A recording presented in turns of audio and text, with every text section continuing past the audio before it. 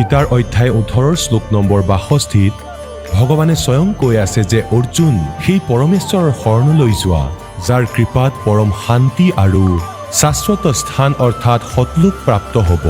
সেই পৰমেশ্বৰ কোন হয়, ক'ত আছে, কেনেকুৱা?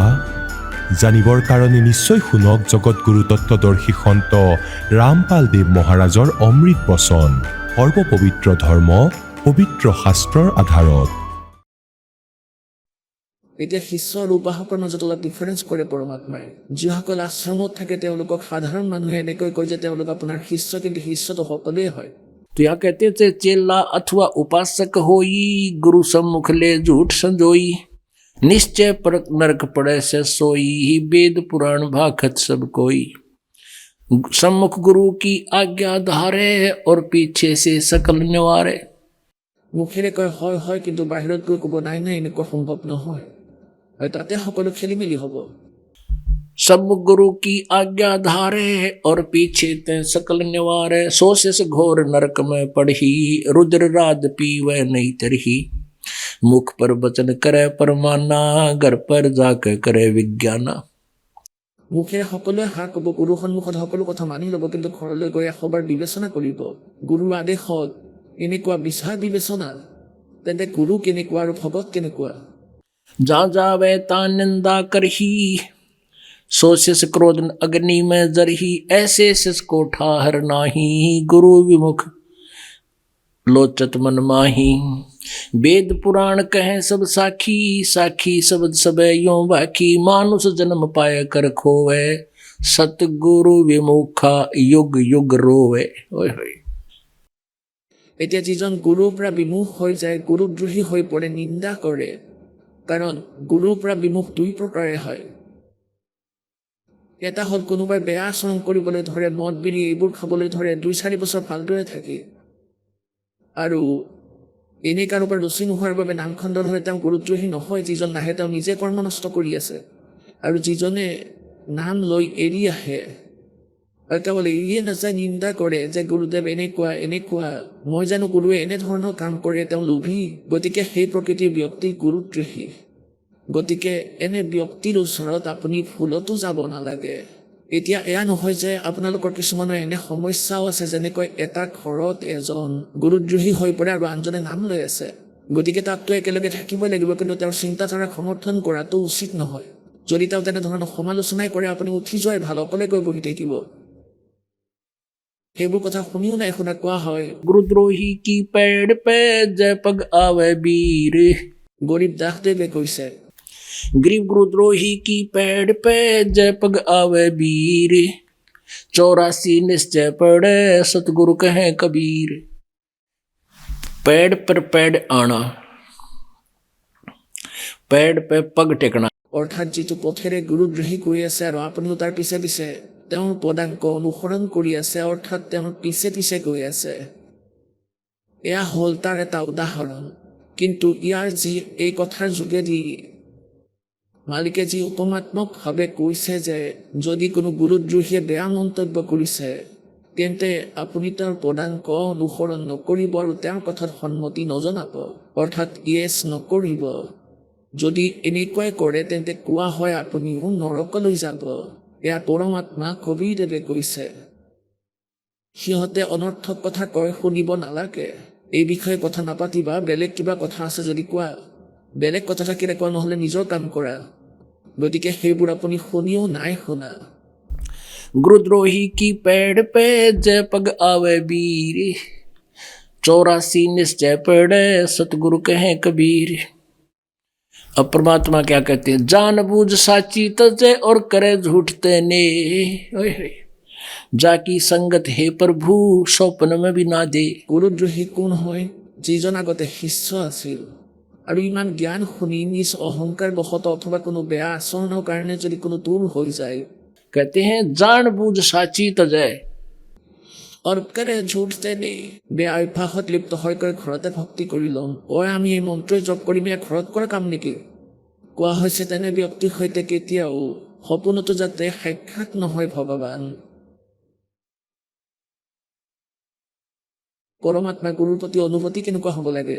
दो कर जोर गुरु के आगे करे बहु विनती चरणन लागे अति शीतल बोले सब बेना मेटे सकल कपट के भैना हे गुरु तुम हो दीन दयाला मैं हूँ दीन करो प्रतिपाला बंदी छोड़ मैं अति अनाथा बहु जल बूढ़त पकड़ो हाथा আপোনাৰ গুৰুৰ প্ৰতি এনে নম্ৰতা ৰাখক। মুক্তিদাতা হে গুৰু, কাৰণ যিজন গুৰু হ'ব তেওঁ মুক্তিদাতাই হ'ব।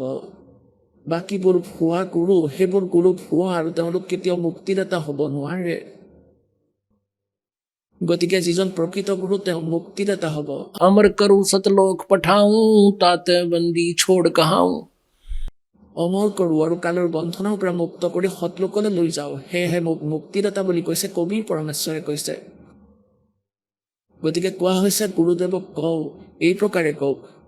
हे गुरु तुम हो दीन दयाला मैं हूँ दीन करो प्रतिपाला बंदी छोड़ मैं अति अनाथा बहुजल बूढ़त पकड़ो हाथा হে মুক্তিদাতা, মইতো অনাথ।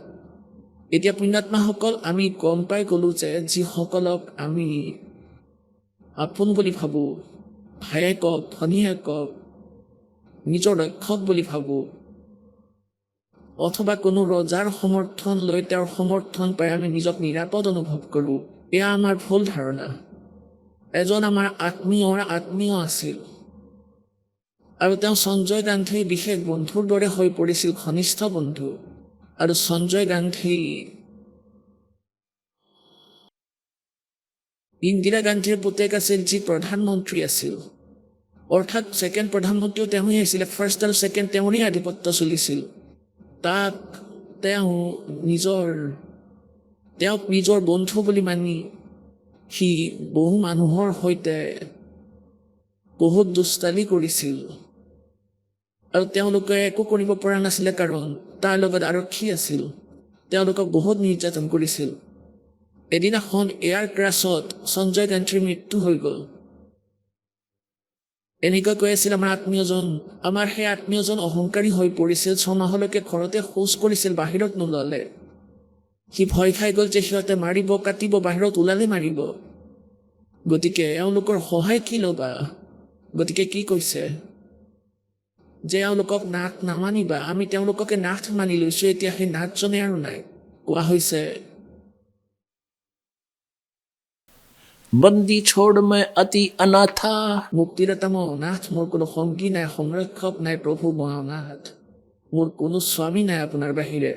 बंदी छोड़ मैं अति अनाथा बहुजल बूढ़त पकड़ो हाथा दीजे उपदेश गुप्त मंत्र सुनावो जन्म मरण भव दुख छुड़वावो यो आधीन हो ऐसे जब ही गुप्त मंत्र कहे गुरु तब ही এতিয়া এই গুপ্ত মন্ত্ৰটো হ'ল এটা হাৰ নাম। কোৱা হৈছে আপুনি যেতিয়া ইমান অধীন হ'ব, যেতিয়া গুৰুদেৱে গুপ্ত মন্ত্ৰ ক'ব, অন্যথা আপুনি সেইটো নাপাব। আপোনাৰ মাজত ইমান গুণ থাকিব লাগিব, তেতিয়াহে ই কাম কৰিব।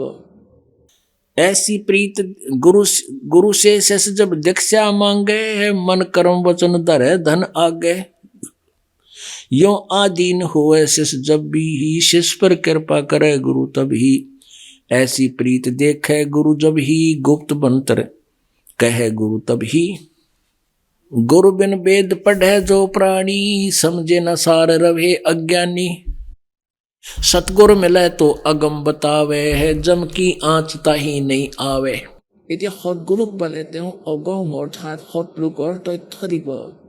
এতিয়া এই সৎলোকৰ তথ্য ডুপ্লিকেট পন্থীসকলে, এই ৰাধা স্বামী, ধন সৎগুৰু, এইসকল হ'ল ভুৱা।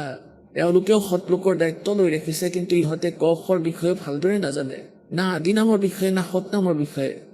ইহঁতে মানুহক ভ্ৰমিত কৰি ৰাখিছে। গতিকে ইয়াত কি কৈছে?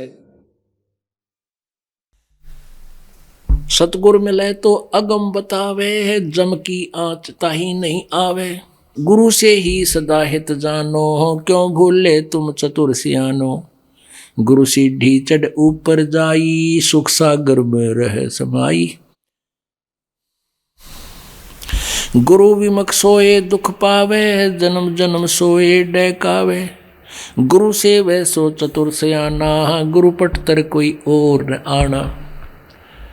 পুণ্যাত্মাসকল, আজি যিয়ে সৎসংগ চলি আছে, সৎসংগ গুৰু মহিমাৰ বিষয়ে আৰু গুৰুৰ মহিমাৰ কথা আমি যিমানেই কওঁ সিমানেই কম। আনকি পৰমাত্মাই এই কথাও কৈছে, 7 समंदर की मसी करूं, लेखनी करूं बन रहा है, और धरती का कागज करूं, गुरु गुण लिखा नहीं जावे। আপোনালোকৰ কাৰণে এইটো পৰমাত্মাৰ এটা বিশেষ বাৰ্তা যে আপুনি নিজৰ এই জীৱনক সফল কৰিবলৈ হ'লে গুৰুৰ মহত্বৰ বিষয়ে জনাটো অতি আৱশ্যক। बोलो सतगुरुदेव की जय। পৰম পিতা পৰমাত্মা পূৰ্ণ ব্ৰহ্ম সমগ্ৰ সৃষ্টি ৰচয়িতাৰ কুল মালিক কবিৰ পৰমেশ্বৰ দেৱৰ অসীম কৃপাৰে এই 3 দিনৰ সৎসংগ সমাৰোহ শান্তিপূৰ্বকভাৱে সম্পন্ন হৈছে। পৰমাত্মাৰ দয়াতেই এনেকুৱা শুভ কাম হয়। এই স্থানৰ যিজন স্বামী, এই ঠাইৰ ভগৱান হ'লে কাল ব্ৰহ্ম, তেওঁ নিবিচাৰে যে প্ৰাণীসকলে কিবা ভাল কাম কৰক। এওঁ সকলো আত্মাৰ সৈতে, সকলো প্ৰাণীৰ সৈতে মন ৰূপে বিদ্যমান থাকে আৰু এই মন হ'ল কালৰ দূত, কালৰ স্বৰূপ। একৰ পৰা অনেক হোৱাৰ সিদ্ধিৰ ধাৰণাৰে এওঁ সকলো প্ৰাণীৰ মাজত বিদ্যমান থাকে।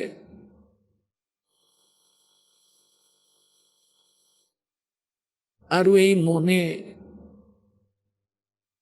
এই আত্মাক ভয় দেখাই, ধমক দি, মিছগাইড কৰি আত্মাক জীৱ সংজ্ঞাত ৰাখিব বিচাৰে। পৰমাত্মা আহে, পৰমেশ্বৰ আহে সদ্গুৰুৰ ৰূপ ধাৰণ কৰি। সদ্গুৰুৰ অৰ্থ হ'ল সত্য জ্ঞান দিওঁতা, প্ৰকৃত সত্য মাৰ্গদৰ্শক। যেতিয়ালৈকে আমি সদ্গুৰু নাপাওঁ তেতিয়ালৈকে আমি কালৰ এই জালক আমি বুজি নাপাওঁ আৰু এই কালৰ হৰহাতৰ দৰে কোৱাত আমি এনেকৈ ঘূৰি ফুৰো। এবাৰ জন্ম হয়, আকৌ মৃত্যু হয়, আকৌ জন্ম হয়, আকৌ মৃত্যু হয়।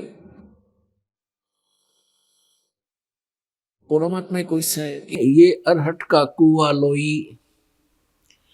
यागल बंजा है सब कोई, कीड़ी कुंजर और अवतारा, हरहट डोर बंधे कई बारा। ये चतुर्भुजी भगवान कहावे, हरहट डोर बंधे सब आवे। होय होय, ये कोटिक करता फिरता देखा, हरहट डोर कहूं सुन लेखा। ये चतुर्भुजी भगवान कहावे, ये भी हरहट डोर बंधे सब आवे।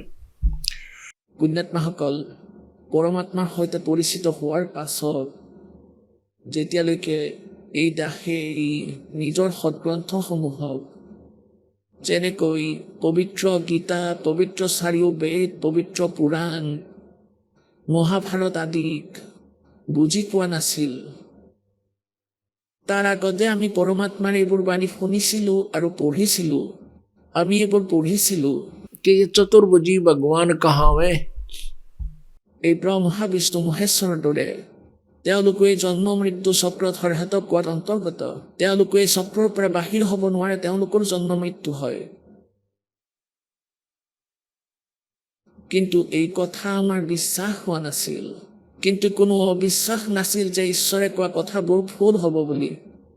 কিন্তু নিশ্চিত হ'ব পৰা নাছিলোঁ, যদিও আমি প্ৰভুৰ চৰণত শৰণাপন্ন আছিলোঁ। কাৰণ আমি বালক, বালকে অবিশ্বাস নকৰে। নিজৰ মাক দেউতাক, ডাঙৰ ভাই ভনী যিকোনোৱে কিবা প্ৰশ্নৰ যদি উত্তৰ দিয়ে সিহঁতক অবিশ্বাস নকৰে।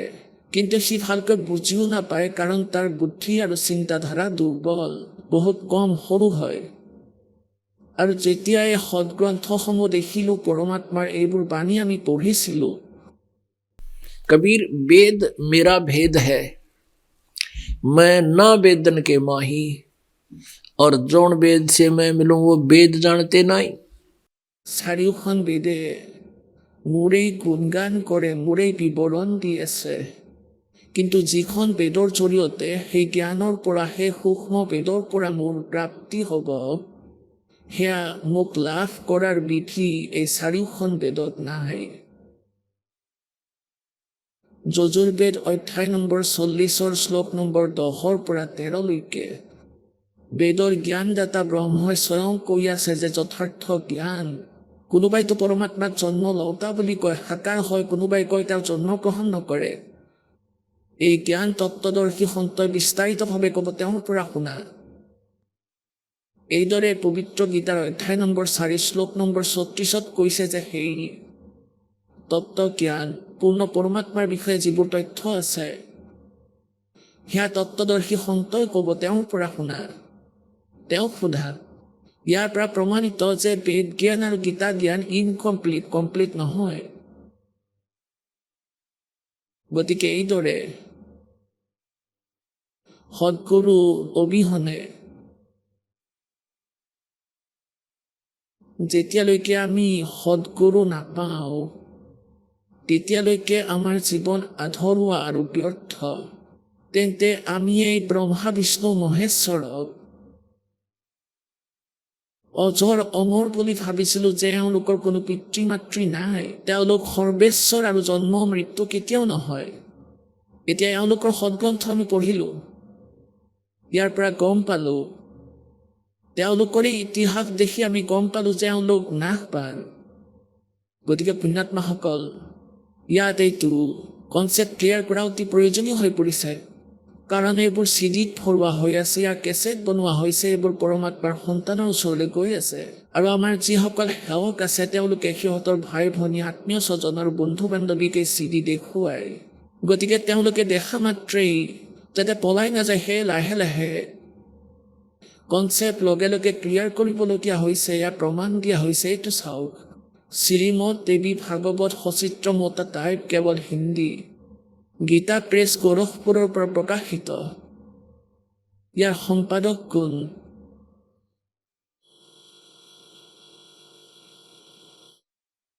সম্পাদক হ'ল হনুমান প্ৰসাদ প্ৰদাৰ শ্ৰীমনলাল গোস্বামী। আৰু এইখন ক'ৰ পৰা প্ৰকাশিত হৈছে?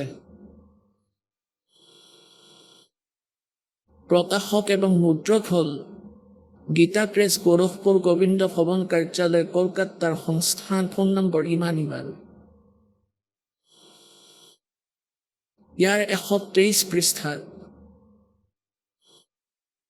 পৃষ্ঠা নম্বৰ 123, তৃতীয় স্কন্ধ, দুৰ্গা পুৰাণৰ শক্তি পুৰাণ, দেৱী পুৰাণ বুলিও কোৱা হয়। ইয়াত ভগৱান বিষ্ণুৱে নিজৰ মাতৃ দুৰ্গাৰ মহিমা স্তুতি কৰি আছে আৰু কৈ আছে, তুমি শুদ্ধ স্বৰূপাই সমগ্ৰ সংসাৰ তোমাৰ পৰা উদ্ভাসিত হৈ আছে, মই ব্ৰহ্মা আৰু শংকৰ।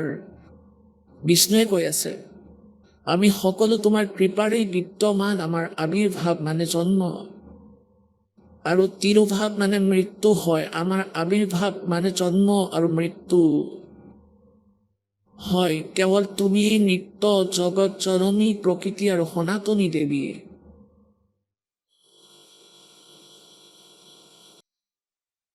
ভগৱান শংকৰে কৈছে, দেৱী, যদি মহাভাগ বিষ্ণু তোমাৰ পৰাই উৎপন্ন হৈছে, তেন্তে তেওঁৰ পৰা প্ৰকট হোৱা ব্ৰহ্মাও তোমাৰেই সন্তান। তেন্তে মই তমগুণী লীলা কৰোতা শংকৰ কি তোমাৰ সন্তান নহয়? অৰ্থাৎ মোকো উৎপন্ন কৰোতা তুমিয়েই, অৰ্থাৎ মোৰো জননী তুমিয়েই। শিৱে সম্পূৰ্ণ সংসাৰ সৃষ্টি কৰাত তুমি অতি চতুৰ। এই সংসাৰৰ সৃষ্টি, স্থিতি আৰু সংহাৰত তোমাৰ গুণ সদায় সমৰ্থ। সেই তিনিওটা গুণৰ পৰা উৎপন্ন আমি, ৰজগুণ ব্ৰহ্মা, সদগুণ বিষ্ণু আৰু তমগুণ শিৱ। উৎপন্ন আমি ব্ৰহ্মা, বিষ্ণু এবং শংকৰ নিয়ম অনুসাৰ কাৰ্য তৎপৰ থাকোঁ। এতিয়া পুণ্যাত্মাসকল, এই সৰু চুটি লেখাটোৱে কিমান কাম সমাধান কৰিলে। ইয়াত 5টা কনচেপ্ট ক্লিয়াৰ হৈছে, 5টা। প্ৰথমটো এয়া যে এই ব্ৰহ্মা বিষ্ণু মহেশ্বৰ নাশবান, তেওঁলোক অজৰ অমৰ নহয়। দ্বিতীয় এইটো হ'ল যে দুৰ্গা তেওঁলোকৰ মাতৃ। তৃতীয়টো হ'ল এয়া যে ৰজগুণ ব্ৰহ্মা, সদগুণ বিষ্ণু, তমগুণ শিৱ। আৰু চতুৰ্থটো হ'ল যে তেওঁলোকে কেৱল মাত্ৰ নিয়ম অনুসাৰ হে কাৰ্য কৰে, যে যাৰ ভাগ্য যেনেকুৱা তাক তেওঁলোকে পৰিৱৰ্তন কৰিব নোৱাৰে। কোনোবা যদি দুখত আছে তেন্তে দুখতে থাকিব, আৰু তেওঁলোকক দুখ ইয়াৰে এওঁলোকেই দিব, কাৰণ এওঁলোক ইয়াৰ কণ্ট্ৰলাৰ। আৰু যাৰ ভাগ্যত সুখ আছে তেওঁক সুখেই দিব এওঁলোকে। আৰু পঞ্চমটো হ'ল যে দুৰ্গাক প্ৰকৃতি বুলিও কোৱা হয়, কাৰণ শ্ৰীমদ ভাগৱত গীতা যি আছে এয়া 4খন বেদৰ সাৰাংশ, আৰু তাতে কোড ৱৰ্ড অত্যাধিক। সেই কোড ৱৰ্ডসমূহৰ বিষয়ে তত্ত্বদৰ্শী সন্তই ক'ব পাৰিব। এয়া গীতাৰ অধ্যায় নম্বৰ 4 শ্লোক নম্বৰ 34 স্পষ্ট কৰি দিয়া আছে। গতিকে এই দাসৰ ওপৰত কৃপা কৰিছে পৰমেশ্বৰে, এই দাসক এই তত্ত্ব জ্ঞান প্ৰদান কৰিছে। ইয়াৰ আধাৰত দাসে আপোনালোকক বুজাই আছে। গীতাৰ অধ্যায় নম্বৰ 14 শ্লোক নম্বৰ 3, 4 আৰু 5 এই গীতাৰ জ্ঞানদাতা ব্ৰহ্ম এই কালে তেওঁ স্বয়ং কৈ আছে যে দুৰ্গা মানে প্ৰকৃতি, প্ৰকৃতি মানে দুৰ্গা। তাত প্ৰকৃতি শব্দৰ জৰিয়তে দুৰ্গাক বুজাইছে। প্ৰকৃতি সকলোৰে মাতৃ, এই দুৰ্গা সকলোৰে মাতৃ, আৰু মই সকলোৰে পিতা, আৰু মই তেওঁৰ গৰ্ভত বীজ স্থাপন কৰোঁ, য'ৰ পৰা সকলো প্ৰাণীৰে উৎপত্তি হয়। আৰু 5ম শ্লোকত কৈছে 14 নম্বৰ অধ্যায়ৰ যে প্ৰকৃতিৰ পৰা উৎপন্ন 3 গুণ, প্ৰকৃতি মীন দুৰ্গা। 3 গুণ ৰজগুণ ব্ৰহ্মা, সদগুণ বিষ্ণু, তমগুণ শিৱই। জীৱ ভাগ্য অনুসৰি শৰীৰত বান্ধি থয়, তেওঁলোকে জীৱক ইয়াত আটক কৰি ৰাখে। গতিকে এইবোৰ হ'ল গীতাৰ কোড ৱৰ্ড, আৰু ইয়াৰ সমাধান এনেকৈ হ'ব। গতিকে পুণ্যাত্মাসকল এজন সদগুৰু হয় আৰু এজন গুৰু হয়। এতিয়া গুৰু অধিক হৈ গৈছে এই ভুৱা মিছা গুৰু, আৰু এতিয়ালৈকে আমাক এওঁলোকে মিছগাইড কৰি আছিল। আৰু বহুতো ভুৱা গুৰু আছে যিসকলে সৎলোকৰ কথা শুনায়, আৰু এওঁলোকে ক খও নাজানে, না এওঁলোকে মন্ত্ৰ জানে, না জ্ঞান আছে। গতিকে এনেকুৱা ভুৱা গুৰুও থাকে। এইকাৰণে সদগুৰু বোলা হয় সেই পৰমাত্মাক যি স্বয়ং ইয়াত প্ৰকট হয়।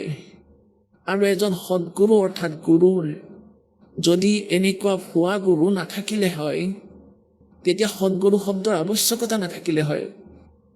কাৰণ গুৰু অৰ্থই হ'ল শিক্ষক, যিয়ে জ্ঞান দিয়ে। কিন্তু এই ভুৱা গুৰু বহুত হোৱা বাবে এই সদগুৰুৰ আৱশ্যকতা হৈছে, সদগুৰু লগাবলগীয়া হৈছে। গতিকে গৰীবদাস চাহেবদেৱেও পৰমাত্মাক পাইছিল। তেখেতে পৰমাত্মাৰ মহিমা লিপিবদ্ধ কৰিছিল, পৰমাত্মাৰ কৃপাৰে কৈছিল, শুনাইছিল আৰু লিখিছিল।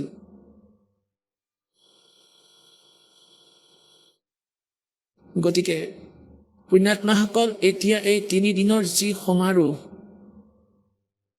এয়া ফাগুন মাহৰ অমাৱস্যা। এই দিনাখনে এই দাসে সদগুৰুক পাইছিল। এই দাসৰ উপদেশ হৈছিল, নাম পাইছিল। এই উপদেশ পোৱাৰ আগতে, জ্ঞান লাভৰ আগত আমাৰ জীৱন মানুহৰ দৰে নাছিল, পশুৰ দৰে কাম আছিল। পশু পক্ষীয়ে যিবোৰ কাৰ্য কৰে, সন্তান জন্ম দিয়ে, তাৰপিছত পোহপাল, তাৰ বাবে দিনে ৰাতিয়ে বিচৰণ কৰি থকা, ঘূৰি ফুৰি থকা, এইবোৰ কাম আমি কৰি আছিলোঁ। আৰু আত্মা, পৰমাত্মা অবিহনে থাকিব নোৱাৰে। সেয়েহে কালে এই আত্মাসকলক মূৰ্খ বনাবলৈ কিবা নহয় কিবা উপায় এইসকল ভুৱা গুৰুৰ দ্বাৰা বিভিন্ন ব্যৱস্থা কৰি থয়।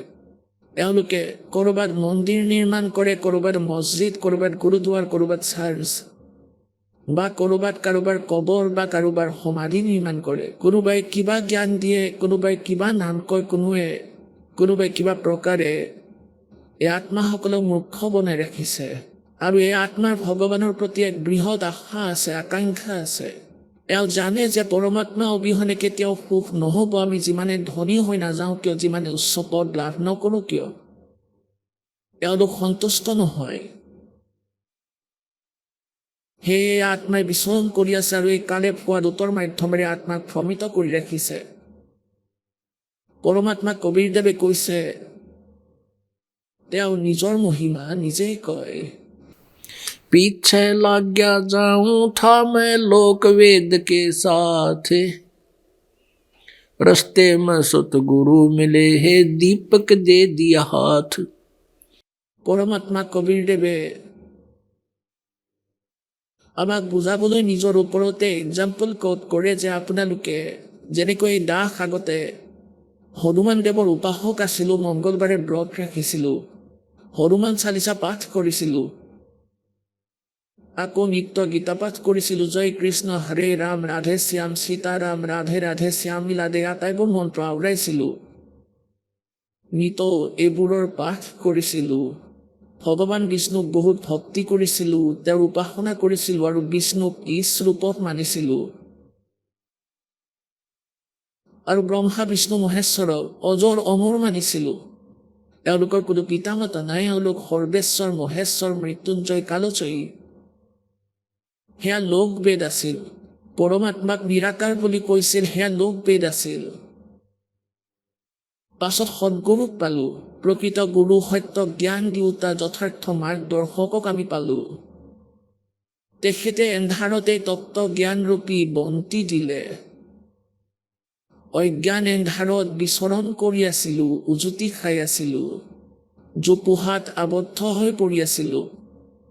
এতিয়া পৰমাত্মাই সঠিক পথ দেখাই দিছে আৰু লগতে এই টৰ্চ দি দিছে। এই বন্তিৰ পোহৰত এতিয়া আমি কুমাৰ্গত নেযাওঁ, সুমাৰ্গত যাম, অৰ্থাৎ সৎ সাধনা কৰি থাকিম। গতিকে পুণ্যাত্মাসকল, সদগুৰু যিদিনাখন সদগুৰু অৰ্থাৎ গুৰু পালে, আপুনি নাম উপদেশ পালে, সেইদিনাৰ পৰাই আপোনাৰ মনুষ্য জীৱন আৰম্ভ হয়। সেইদিনাৰ পৰাই আত্মাৰ জন্ম হোৱা বুলি ধৰা হয়।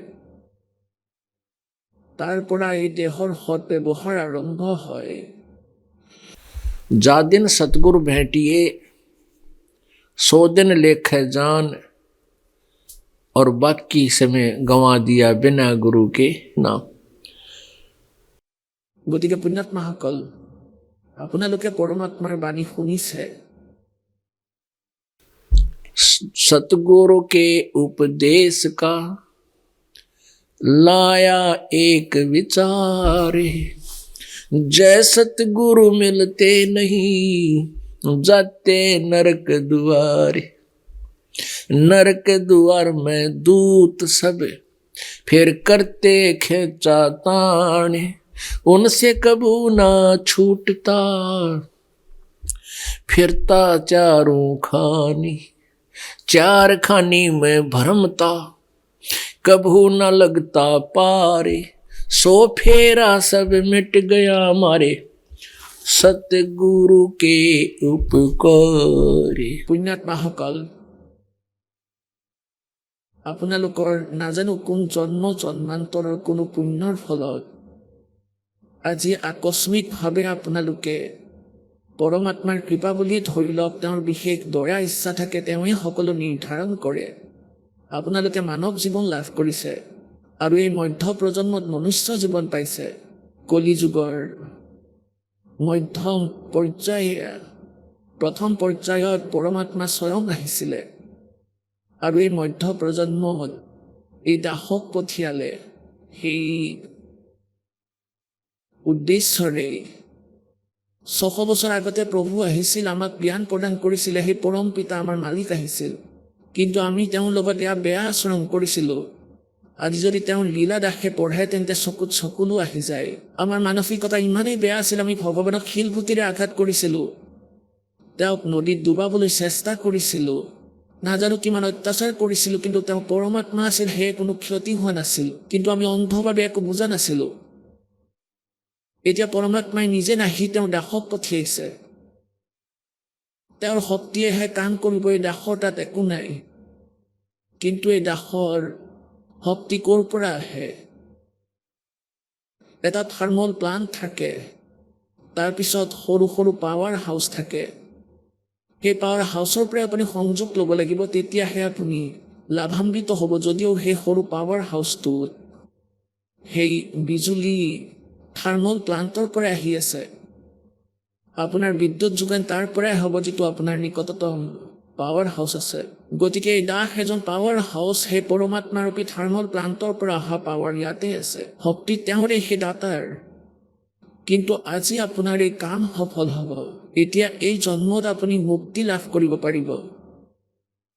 মুক্তি লাভ কৰা কোনো ডাঙৰ কথা নহয়, কাৰণ ইয়াৰ পৰা মন আঁতৰাব লাগিব, এই কালৰ জালৰ পৰা, কালৰ লোকৰ পৰা।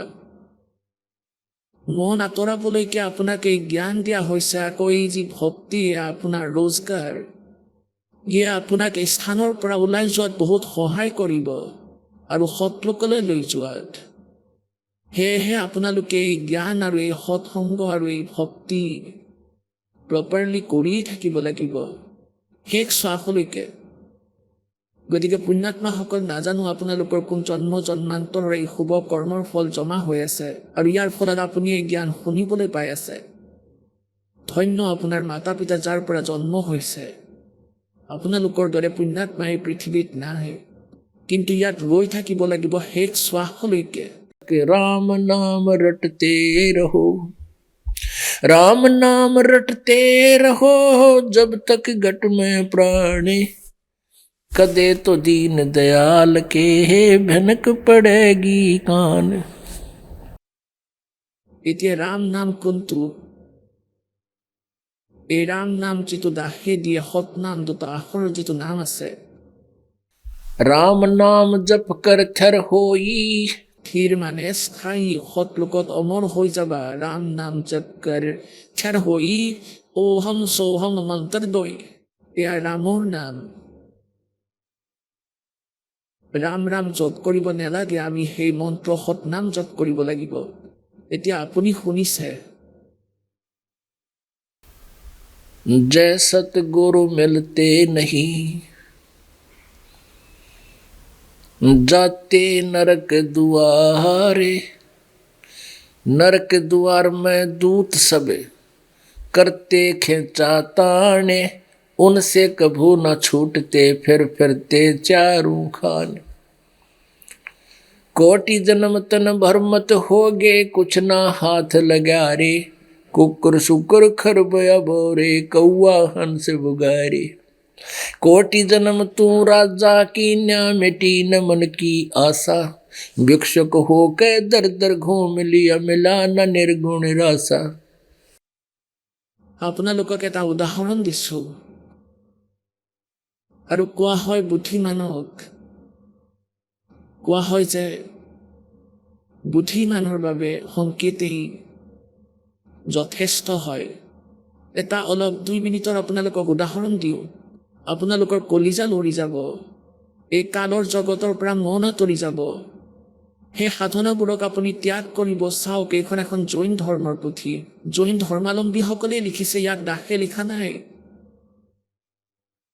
দাসে এইখন পঢ়ি শুনাই আছে আৰু পৰমাত্মাৰ জ্ঞানসমূহ স্পষ্ট কৰি আছে। আহা জৈন ধৰ্মক জানো, এয়া নাম ইয়াৰ লেখক হ'ল প্ৰবীণ চন্দ্ৰ জৈন, M.A. শাস্ত্ৰী।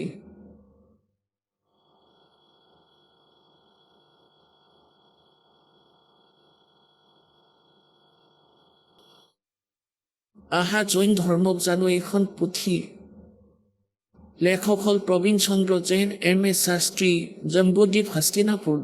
প্ৰকাশক হ'ল শ্ৰীমতী সুনীতা জৈন, জম্বুদ্বীপ, হস্তিনাপুৰ, মেৰঠ, উত্তৰ প্ৰদেশ। আৰু এওঁ মুদ্ৰক ইয়াৰ Dhirendra Jain, new research offset printers, এয়া মেৰঠত আছে। তলতে এয়া প্ৰিণ্টাৰ মিছ হৈ আছে। ইয়াৰ 293ৰ পৰা আমি আৰম্ভ কৰোঁ। কেৱল হিন্দী, ইয়াত বেছি নপঢ়োঁ। 293 পৃষ্ঠা, বিশেষ প্ৰকৰণ, আহা জৈন ধৰ্মক জানো। প্ৰশ্ন আছে, শ্ৰী মহাবীৰ ভগৱানৰ আন কি কি নাম আছে? উত্তৰ 5 নাম। এটা হ'ল বীৰ, অতিবীৰ, সন্মতি, মহাবীৰ এবং বৰ্ধমান। ঠিক আছে, এতিয়া ইয়ালৈ আহোঁ। 294 পৃষ্ঠাত শ্ৰী মহাবীৰ ভগৱানৰ জীৱন কথন ক'ৰ পৰা আৰম্ভ হয়? পুৰুৰৱা নামৰ ভিলৰ পৰ্যায়ৰ পৰা। পুৰুৱা ভিল কোন আছিলে আৰু তেওঁ কি কৰিছিল? পুষ্কলাৱতী দেশৰ পুণ্ডৰীকিনী নগৰত তেওঁ ভিলৰ ৰজা আছিল। তেওঁ সাগৰ সেন মুনিৰ পৰা মদ মাংস নিচা ত্যাগ বৃত্তি লৈছিল, যাক গোটেই জীৱন পালন কৰিছিল। শ্ৰী মহাবীৰ ভগৱানৰ জীৱ পুৰলবা ফিলৰ পৰ্যায় মানে জীৱন শৰীৰৰ পৰা কলৈ গ'ল? তেওঁ কলৈ গ'ল? ভৰত চক্ৰৱৰ্তীৰ ৰাণী অনন্তমতীৰ গৰ্ভত মাৰিচী নামৰ জ্যেষ্ঠ পুত্ৰ হ'ল। মাৰিচীৰ পৰ্যায়ৰ পৰা মহাবীৰ ভগৱানৰ জীৱ কোন পৰ্যায়ত গৈছিল? ব্ৰহ্ম স্বৰ্গত গৈ দেৱতা হৈছিল। এতিয়া ইয়াত অকণমান লিংক কৰিব লাগিব। এতিয়া আৰু এখন পুথি দেখুৱাইছোঁ।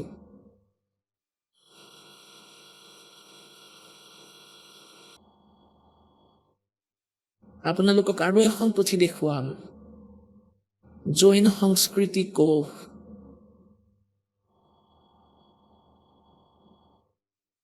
আৰু যাৰ পৰা আপোনালোকৰ কনচেপ্ট ক্লিয়াৰ হ'ব।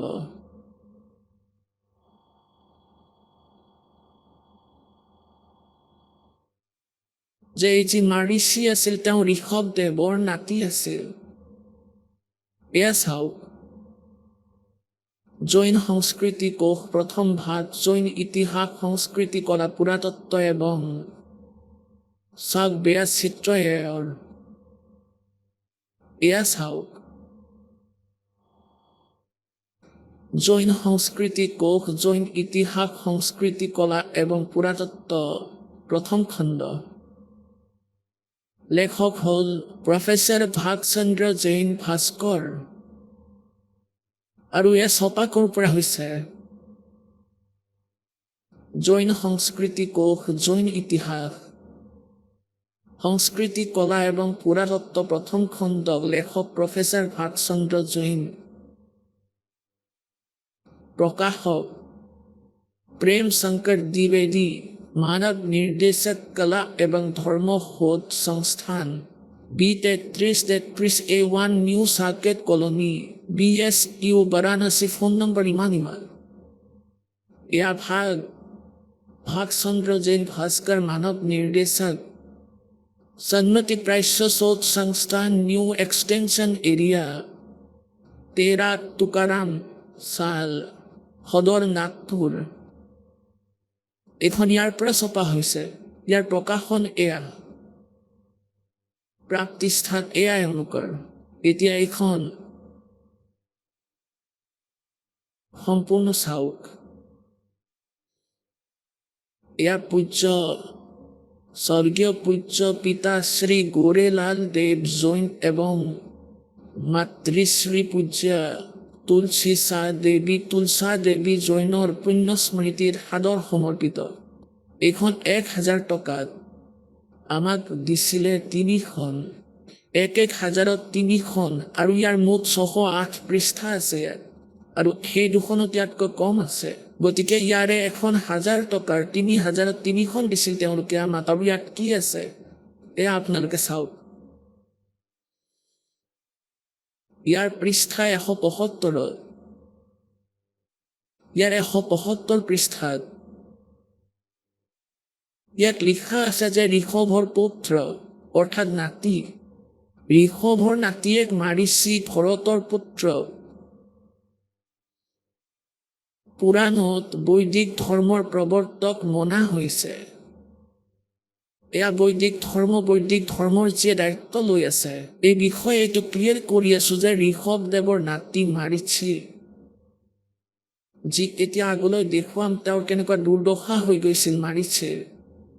ঋষভ দেৱৰ নাতিয়ে অৰ্থাৎ ভৰতৰ পুত্ৰ মাৰিচী পুৰাণত বৈদিক ধৰ্মৰ প্ৰৱৰ্তক মনা হৈছে।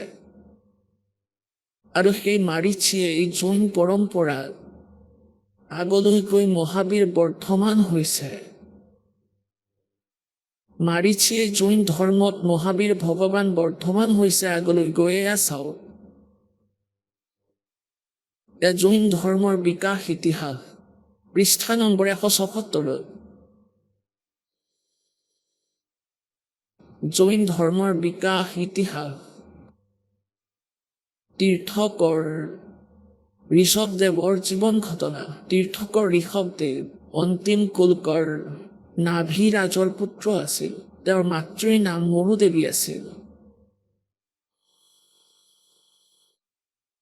তেওঁ ইচ্ছা কুবনাচী নাভিৰাজ অযোধ্যাৰ এজন লোকপ্ৰিয় ৰজা আছিল। কোন? নাভিৰাজদেৱ।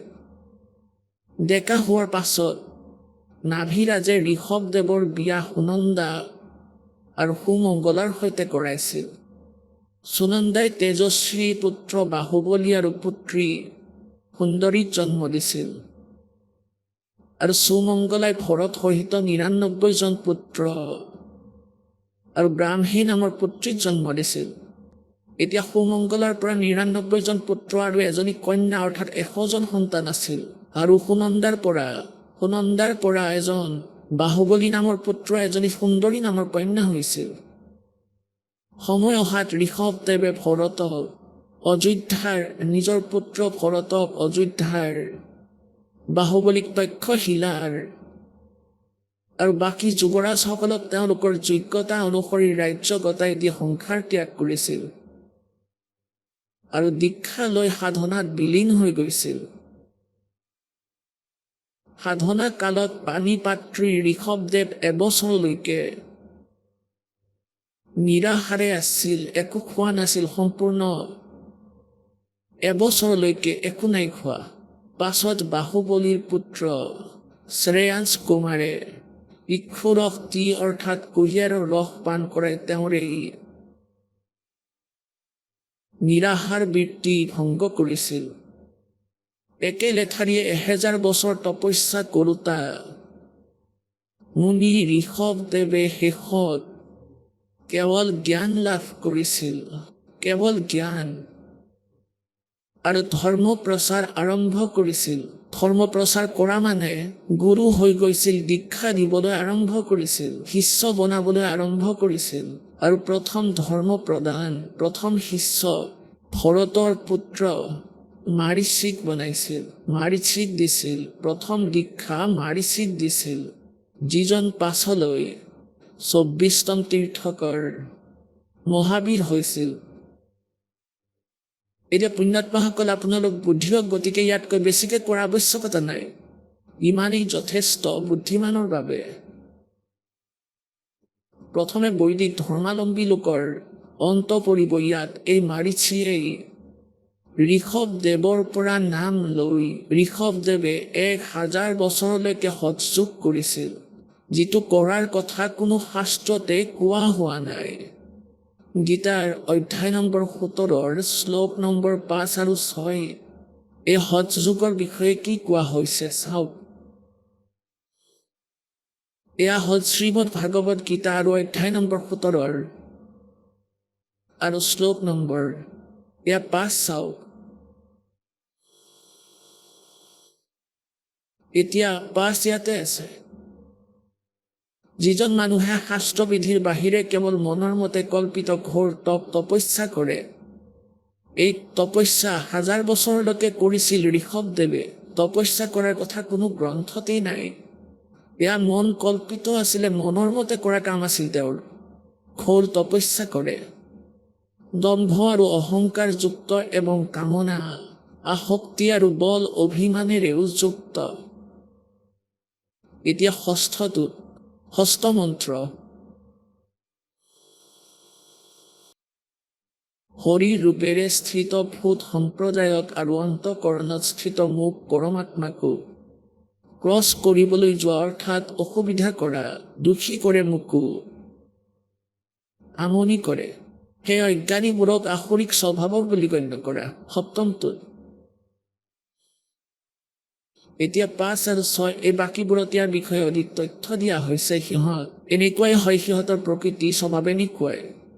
গতিকে এতিয়া কি কৈছে যে যিয়ে শাস্ত্ৰবিধিক ত্যাগ কৰি মনৰ মতে ঘোৰ তপস্যা কৰে, সেয়া কেনেকুৱা আপোনালোকে পঢ়ি লৈছে। গতিকে এয়া তপ নহয়, এই সাধনা হঠযোগৰ বিষয়ে কোনো শাস্ত্ৰত উল্লেখ নাই। কওক গীতাৰ অধ্যায় নম্বৰ ৩ শ্লোক নম্বৰ ৪, ৫ আৰু ৬ আৰু ৯ এয়া স্পষ্ট কৰিছে যে অৰ্জুন, যদি তুমি এটা স্থানত বহি হঠযোগ কৰি আৰু কৰ্ম সন্ন্যাসী হৈ যদি তুমি সাধনা কৰা তেন্তে নিৰ্বাহ কেনেকৈ হ'ব? সেয়েহে তুমি যুদ্ধও কৰা, মোৰ স্মৰণো কৰা। এনেকুৱা সূক্ষ্ম বেদত পৰমাত্মাই কৈছে। नाम उठत नाम बैठत नाम सोवत जागबे नाम खाते नाम पीते नाम सेती लागबे। এতিয়া প্ৰথমেতো এয়া ক্লিয়াৰ হৈছে, বৈদিক ধৰ্মৰ প্ৰৱৰ্তক এই মাৰিচি আছিল আৰু জৈন ধৰ্মৰ প্ৰৱৰ্তক আছিল ঋষভদেৱ। ঋষভদেৱৰ নাতিয়ে ভৰতৰ পুত্ৰ মাৰিচিক ঋষভদেৱে পোন প্ৰথমে শিষ্য বনালে আৰু প্ৰথম শিষ্য কাৰণ ঋষভদেৱে ওম নাম জপ কৰিছিলে। আগতে আৰু আন কোনো মনমুখী মন্ত্ৰ একো নাছিল, সেয়েহে তেওঁলোকে বেদ অনুসৰি সাধনা কৰিছিল। কিন্তু এই যিটো সহ্য তপ সেয়া ভুল কৰিছিল। এইটো ক'ৰ পৰা আহিল? যেতিয়া ব্ৰহ্মা পদুম ফুলত বহি আছিল, যেতিয়া তেওঁ যুৱক আছিল আৰু পদুম ফুলত বহাই কালে তেওঁক সচেতন কৰি দিলে। তেওঁ জনাই নাছিল মই কোন, মোৰ পিতৃ মাতৃ কোন, জন্ম ক'ত হৈছিলে। তেওঁ ভাবিলে এতিয়া কি কৰোঁ, আৰু পদুম ফুলৰ পৰা চাৰিওপিনে পানী দেখা গৈছিল আৰু আকাশবাণী হ'ল যে তপ কৰা, তপস্যা কৰা। ব্ৰহ্মাই 1000 বছৰলৈ তপস্যা কৰিছিল, পাছত ক'লে সৃষ্টি কৰা। এতিয়া কয় প্ৰথমে তপ কৰাই, বেটাৰী চাৰ্জ কৰাই লৈ কালে, আৰু পাছত তেওঁলোকক এটম বোমা বনাই দিয়ে। তেওঁলোকৰ মাজত ক্ষমতা আহি যায়। পাছত কাৰোবাক আঘাত কৰি, আমনি কৰি আকাশত উৰি ফুৰাৰ কৃতিত্ব লাভ কৰিছিল। কাৰোবাক বচন দি দিয়ে, তেওঁ ক্ষতি কৰাৰ সিদ্ধি লৈ লয়। নিজৰো বিনাশ আৰু সিহঁতৰো বিনাশ। আৰু আনটো এয়া, গতিকে যি কাৰণত এয়া কৈছে, প্ৰথমে ব্ৰহ্মলোকত গ'ল, ওম নাম জপ কৰিলে, ব্ৰহ্মলোক প্ৰাপ্ত হৈ গীতাৰ অধ্যায় নম্বৰ 8 শ্লোক নম্বৰ 16 কোৱা হৈছে। ব্ৰহ্মলোক পৰ্যন্ত এয়া পুনৰাবৃত্তিৰ অন্তৰ্গত, তাতে যোৱা প্ৰাণী আকৌ উভতি সংসাৰত আহে। এতিয়া চাওঁ, আহা জৈন ধৰ্মক জানো। এতিয়া চাওঁ কি পুথিখন আকৌ এবাৰ, আহা জৈন ধৰ্মক জানো। এইখন পুথি আমি পঢ়ি আছোঁ আৰু আমি ইয়াৰ পৰা পঢ়িছোঁ। পঢ়োতে আমি ইয়ালৈ আহি গ'লোঁ 294। শ্ৰী মহাবীৰ ভগৱানৰ জীৱন বৃত্তান্ত ক'ৰ পৰা আৰম্ভ হৈছে? পুৰাৰুৱা নামক ভিলৰ পৰ্যায়, অৰ্থাৎ শৰীৰৰ পৰা। এই পুৰাৰুৱা ভিল কোন আছিল? এই মাৰিচি আগতে ভিল আছিল। তেওঁ কোন আছিল? পুষ্কলাৱতী দেৱৰ পুণ্ডৰীকিনী নগৰত তেওঁ ভিলৰ ৰজা আছিল। তেওঁ সাগৰ সেন মুনিৰাজৰ পৰা মদ্য মাংস মধু ত্যাগ কৰাৰ প্ৰতিজ্ঞা লৈছিল, যাক গোটেই জীৱন পালন কৰিছিল। শ্ৰী মহাবীৰ ভগৱানৰ জীৱ এই পুৰাৰুৱা ভিলৰ দেহৰ পৰা কলৈ গ'ল? পৰ্যায় মানে শৰীৰৰ পৰা। প্ৰথমে চৌধৰ্ম স্বৰ্গত এজন সাগৰৰ আয়ুসৰ দেৱতা হৈছিল। প্ৰথম স্বৰ্গৰ পাছত শ্ৰী মহাবীৰ ভগৱানৰ জীৱ কোন পৰ্যায় অৰ্থাৎ শৰীৰত গ'ল? ভৰত চক্ৰৱৰ্তীৰ ৰাণী, ভৰত ঋষভদেৱৰ পুত্ৰ, সুমংগলাৰ প্ৰথম জ্যেষ্ঠ পুত্ৰ। অনন্তমতীৰ পৰা মাৰিচি নামক জ্যেষ্ঠ পুত্ৰৰ জন্ম হৈছিল, ভৰতৰ পুত্ৰ হৈছিল। মাৰিচিৰ পৰ্যায়ৰ পৰা মহাবীৰ ভগৱানৰ জীৱ কোন পৰ্যায়ত গৈছিল? অৰ্থাৎ মাৰিচিয়ে ঋষভদেৱৰ পৰা নাম লৈছিল, যিজন জৈন ধৰ্মৰ প্ৰথম প্ৰৱৰ্তক আছিল, অৰ্থাৎ প্ৰৱৰ্তক, প্ৰথম তীৰ্থকৰ। মাৰিচিয়ে তেওঁৰ পৰা উপদেশ লৈছিল। এতিয়া মাৰিচিৰ আগলৈ কি দুৰ্গতি হৈছিল? ঋষভদেৱৰ পৰা নাম লোৱাৰ পাছত প্ৰথম তীৰ্থকৰৰ পৰা নাম লৈ তেওঁৰ কেনেকুৱা দুৰ্গতি হৈছিল?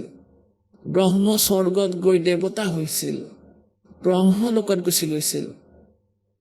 ব্ৰহ্মলোক পৰ্যন্ত, ব্ৰহ্মলোক পুনৰাবৃত্তিৰ অন্তৰ্গত গীতাৰ অধ্যায় নম্বৰ 8 শ্লোক নম্বৰ 16 স্পষ্ট কোৱা হৈছে। পাছত ব্ৰহ্মস্বৰ্গৰ পাছত মহাবীৰ ভগৱানৰ জীৱ কোন পৰ্যায়ত গ'ল? অযোধ্যা নগৰত কপিল ব্ৰাহ্মণৰ কালী স্ত্ৰীৰ পৰা জ্যোতিৰ নামক পুত্ৰ হৈছিল। এতিয়া আগলৈ যি অলপ চলপ পুণ্য আছিল সেইবোৰে চলি আছিল তেওঁৰ। জ্যোতিলৰ পৰ্যায়ৰ পৰা মহাবীৰ ভগৱানৰ জীৱ কোন পৰ্যায়ত গৈছিল? সৌধৰ্ম স্বৰ্গত এজন সাগৰৰ আয়ুধাৰী দেৱতা হৈছিল।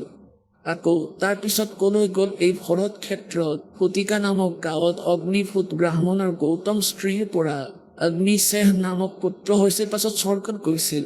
তাৰপিছত ভৰত ক্ষেত্ৰৰ মন্দিৰ এনেদৰে পাছত মহেন্দ্ৰ স্বৰ্গত গৈছিল। এতিয়া ইয়ালৈ আহো 295 আমাৰ কামৰ কথা আছে। মন্দিৰ নগৰত চালকাই ব্ৰাহ্মণৰ পত্নীৰ পৰা ভৰদ্বাজ নামক পুত্ৰ হৈছিল। এই ভৰদ্বাজৰ জন্ম হৈছিল আৰু তাৰপিছত ভৰদ্বাজৰ শৰীৰৰ পৰা মহাবীৰ ভগৱানৰ জীৱ কলৈ গ'ল? মহেন্দ্ৰ স্বৰ্গলৈ গৈছিল, অৰ্থাৎ সেই ব্ৰহ্মলোকৰ ভিতৰত এজন ইন্দ্ৰ আছে, মহাইন্দ্ৰ। তাতে মহাইন্দ্ৰ স্বৰ্গ আছে, অৰ্থাৎ সেই ব্ৰহ্মলোকৰ ভিতৰত তেওঁ পাৰ্টিশ্যন দি থৈছে। গতিকে মহেন্দ্ৰ স্বৰ্গৰ পৰা মহাবীৰ ভগৱানৰ জীৱ কলৈ গ'ল?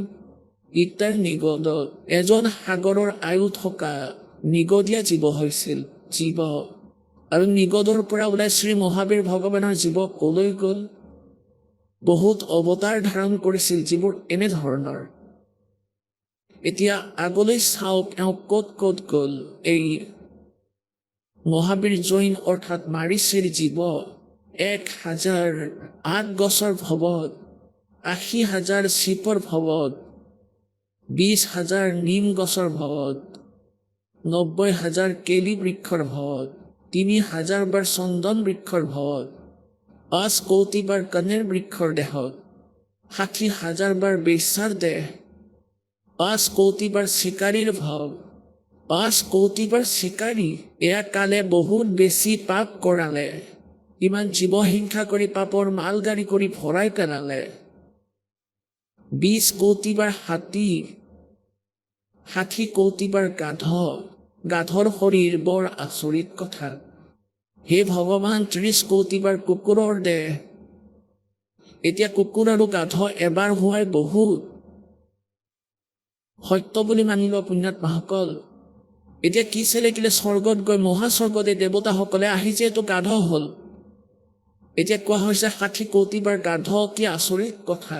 30 কোটি বাৰ কুকুৰ, কুকুৰৰ দেহ, আৰু 60 কোটি বাৰ নপুংসকৰ দেহ, 20 কোটি বাৰ স্ত্ৰীৰ দেহ, 90 লাখ বাৰ ধবীৰ দেহ, 8 কোটি বাৰ ঘোঁৰাৰ দেহ, আৰু 20 কোটি বাৰ এই নিগনি খোৱা মেকুৰী, 20 কোটি বাৰ মেকুৰীৰ দেহ, 60 লাখ বাৰ গৰ্ভপাতেৰে মৃত্যু, আৰু কেৱল 80 লাখ বাৰ দেৱতা হৈছিল। এই দেৱতাৰে কিনো কৰিব, কি ঘূৰাব, যিহেতু 60 কোটি বাৰটো গাধ জনম লৈছে। 60 কোটি বাৰ, হে ভগৱান, 60 কোটি বাৰ গাধৰ দেহ, 30 কোটি বাৰ কুকুৰৰ দেহ, আৰু হাতী, মেকুৰী, আৰু নাজানো কি কি চিকাৰী, ধুবি, তাৰোপৰি 8 লাখ বাৰ গৰ্ভপাতৰ ফলত মৃত্যু, 80 লাখ বাৰ দেহ পৰ্যায় প্ৰাপ্ত হৈছিল। তাৰ পৰা ওলাই পাছত কলৈ গ'ল? উপৰোক্ত দেহ প্ৰাপ্ত হোৱাৰ পিছত শ্ৰী মহাবীৰ ভগৱানে কি পৰ্যায় লাভ কৰিছিল? ৰাজগ্ৰহ নগৰত স্থাৱৰ নামক ব্ৰাহ্মণ হৈছিল। তাৰপিছত মহেন্দ্ৰ স্বৰ্গলৈ গৈছিল। তাৰপিছত এনে হ'ল। তাৰপিছত ত্ৰিপৃষ্ঠ নামক নাৰায়ণ হৈছিল, পুনৰ সপ্তম নৰকত গৈছিল। এই নৰক আৰু অলপ দেখাব আছিল। সপ্তম নৰকত গৈছিল আৰু 296, 295, 294, 295 আপোনালোকে পঢ়ি লৈছে। 96 আকৌ কৈছে সিংহগিৰি পৰ্বতত আকৌ সিংহ হৈছিল আৰু পুনৰাই আকৌ নৰকলৈ গৈছিল। এতিয়া আগলৈ আমি বেছি নহয়, শেষত দেখুৱাম। সপ্তম স্বৰ্গত দেৱতা হৈছিল, পাছত পুত্ৰ হৈছিল, তাৰপিছত মহাচকু হৈছিল। তাৰপিছত কি হ'ল? আমি ইয়ালৈ আহি যাওঁ। জম্বুদ্বীপৰ ছত্ৰপুৰ নগৰীত নদীবৰ্ধন ৰজাৰ বীৰমতী ৰাণীৰ পৰা নন্দ নামক পুত্ৰ হৈছিল। নন্দৰ জীৱ কলৈ গ'ল? পুষ্পোত্তৰ বিমানত দেৱতা হৈছিল। তাৰপিছত 24তম তীৰ্থকৰ শ্ৰী মহাবীৰ ভগৱান হৈছিল। আৰু এই মহাবীৰ ভগৱানে, শ্ৰী মহাবীৰ ভগৱানৰ জীৱই কিমান পাখণ্ড মত চলাইছিল? 363 পাখণ্ড মত চলাইছিল। পুণ্যাত্মাসকল, এই দাসৰ প্ৰযত্নক আপোনালোকে নিগেটিভ চিন্তাৰে বিচাৰ কৰা উচিত নহয়। এই দাস আপোনালোকৰ হিতৈষী সমগ্ৰ মানৱ সমাজৰ আমি আগতে যিবোৰ ভুল কৰিছিলোঁ আমি নিজেই নাজানো আমি কিমানবাৰ গাধ হৈছিলোঁ, কুকুৰ হৈছিলোঁ। আমাৰ ভগৱানে কয় कोटि जन्म तन परमत बरमत हो गए कुछ ना हाथ लगा रे कुकर सुकर खरबा बोने बोरे कौआ हंस बगारे। কুকুৰ, গাধ, গাহৰি হৈছিলোঁ, চৰাই হৈছিলোঁ, নাজানো কিমান দুখ কষ্ট পাইছিলোঁ। আমি এইটো চাব লাগিব যে ঋষভদেৱ এজন মহান আত্মা আছিল আৰু ঋষভদেৱে বেদ অনুসৰি সাধনা কৰিছিল। তাৰপিছত তেওঁ যি নিজৰ সাধনা কৰিলে, তাৰ পিছত ধৰ্ম প্ৰচাৰ আৰম্ভ কৰিলে, নাম দিলে 1000 বছৰলৈকে সৎযোগ কৰি ওম নাম জপ কৰাৰ লগতে কালে তেওঁলোকৰ ওপৰতে সৎযোগ কৰাটো জবৰদস্তি জাপি দিছিল, যি বেদ অনুসৰি নহয়। বেদ আৰু গীতাত ইয়াৰ বৰ্ণনা নাই, আৰু গীতা আৰু বেদেই হ'ল পৰমাত্মাৰ ভক্তিৰ বিধানৰ এক সৎগ্ৰন্থ। গতিকে এই সৎযোগ কৰিছিল ঋষভদেৱে, আৰু সেইখিনিকে পিছত মাৰিচিকো শিকাইছিল আৰু উপদেশ দিছিল। এতিয়া সেই ঋষভদেৱৰ পৰা উপদেশ লোৱাৰ পাছত প্ৰথমে তেওঁ বৈদিক ধৰ্মৰ প্ৰৱৰ্তক হৈছিল। মাৰিচি বেদ অনুসৰি সাধনা কৰিছিল আৰু কৈছিল, আৰু তাৰপিছত তেওঁ মহাবীৰ জৈন হৈছিল আৰু ইমান দুখ কষ্ট পাইছিল। 60 কোটিবাৰ কুকুৰ গাধ, 30 কোটিবাৰ গাধ, আৰু কিমান যে দুখ পাইছিল।